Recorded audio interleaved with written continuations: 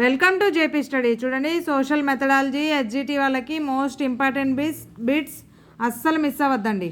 సాంఘిక శాస్త్రం అంటే చారిత్రక, భౌగోళిక, సామాజిక విషయాల యొక్క అంతర సంబంధాల అధ్యయనం అని పేర్కొన్న వారెవరు? James Hemmings. సాంఘిక శాస్త్రం అనగా మానవుని గురించి భూత, భవిష్యత్, వర్తమాన కాలాల్లో మరియు అతని చుట్టూ గల సాంఘిక భౌతిక పరిసరాలతో అతని ప్రతిచర్యల గురించి అధ్యయనం చేసేదే సాంఘిక శాస్త్రం అని అన్నది ఎవరు? జేయు మైకల్స్.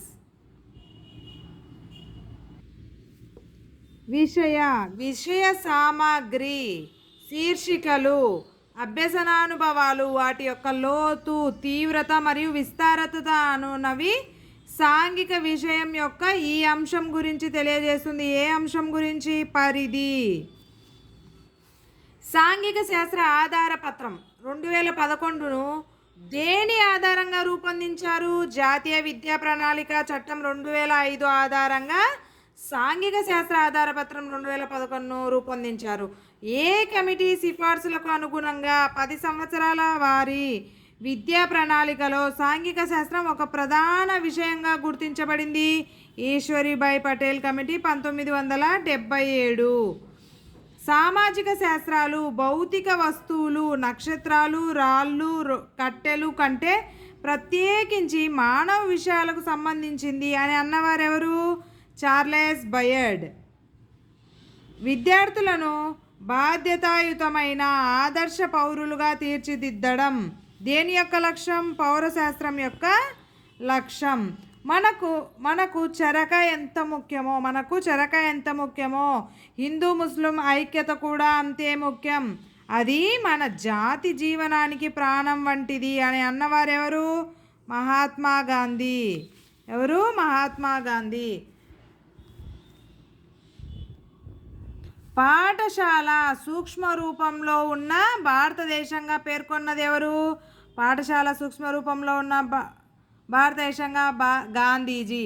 మానవ సమాజాన్ని గురించి తెలుపుట దేని యొక్క ఆశయం? సాంఘిక శాస్త్ర నిర్దిష్ట ఆశయం ఏంటిది? సాంఘిక శాస్త్ర నిర్దిష్ట ఆశయం ఏంటిది? మానవ సమాజాన్ని గురించి తెలపడం. జియోగ్రఫీ అనేది ఏ భాషా పదం? ఆంగ్ల భాషా పదం.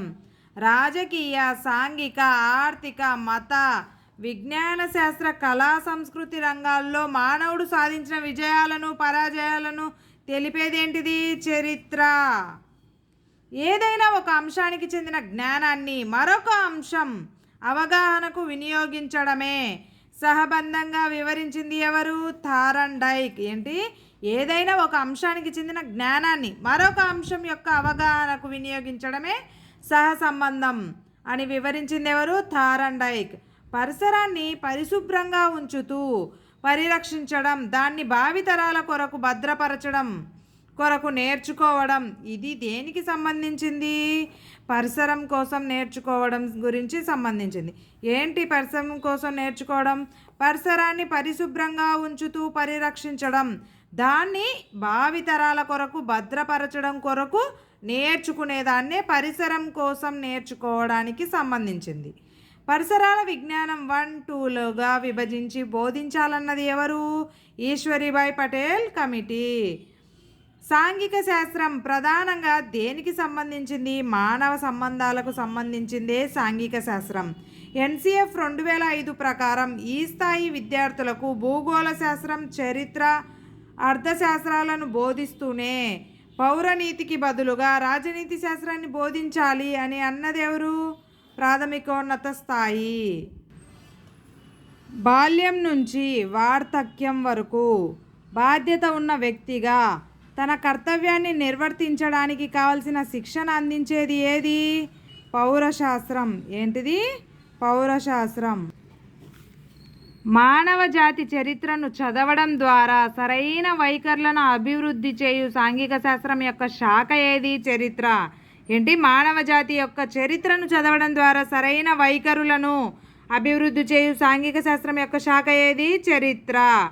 భారతదేశంలో రాష్ట్రాలు, జిల్లాలు, గ్రామాలు, సరిహద్దులు, రోడ్డు, రైలు మార్గాలు, వాయు మార్గాలు, సేవా సంస్థల గురించి తెలపడం అనేది ఏ 2 విషయాల మధ్య సహసంబంధాన్ని సూచిస్తుంది? భూగోళ శాస్త్రం, రాజనీతి శాస్త్రం.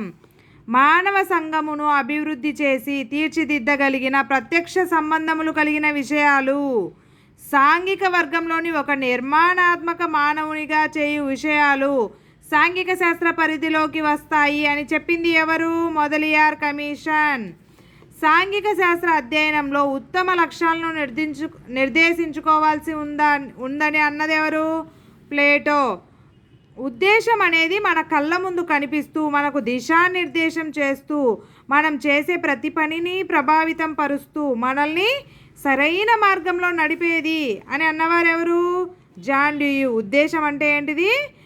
మన కళ్ళ ముందు కనిపిస్తూ మనకు దిశానిర్దేశం చేస్తూ మనం చేసే ప్రతి పనిని ప్రభావితపరుస్తూ మనల్ని సరైన మార్గంలో నడిపేదే ఉద్దేశం అని అన్నవారెవరు? John Dewey. ఉద్దేశాల కంటే మరీ నిర్దిష్టమైనటివి ఏవి? లక్ష్యాలు. విద్యా లక్ష్యాల సాధనకు తరగతి గదిలో ఉపాధ్యాయుడు అనుసరించే మార్గాలేవి? అభ్యసన అనుభవాలు. బోధనాభ్యాసన ప్రారంభానికి ముందు ఉపాధ్యాయుడు విద్యార్థి నుండి వాంఛించిన ప్రవర్తన మార్పులే విద్యా లక్ష్యాలు. ఒక విషయాన్ని బోధించడం ద్వారా విద్యార్థి ప్రవర్తనలో మార్పును సూచించేదాన్ని ఏమంటారు? స్పష్టీకరణము. బోధన పూర్తయిన తర్వాత విద్యార్థుల్లో చూడగలిగే మార్పునేమంటారు? బోధనా లక్ష్యం అంటారు. ఉద్దేశాలు వ్యూహాన్ని తెలియజేస్తాయి, లక్ష్యాలు కార్యసాధనను ఉపాయాలను సూచిస్తాయి అనే అభిప్రాయపడ్డవారెవరు? ఎగ్లెస్టన్. పాఠ్యాంశాన్ని బట్టి మారనిది ఏది? ఆశయం. చూడండి. Thank you for watching. Next వీడియోలో మరిన్ని సోషల్ మెథడాలజీకి సంబంధించి మోస్ట్ ఇంపార్టెంట్ బిట్స్ చూద్దాం మరి. Thank you for watching. Please like, share and subscribe.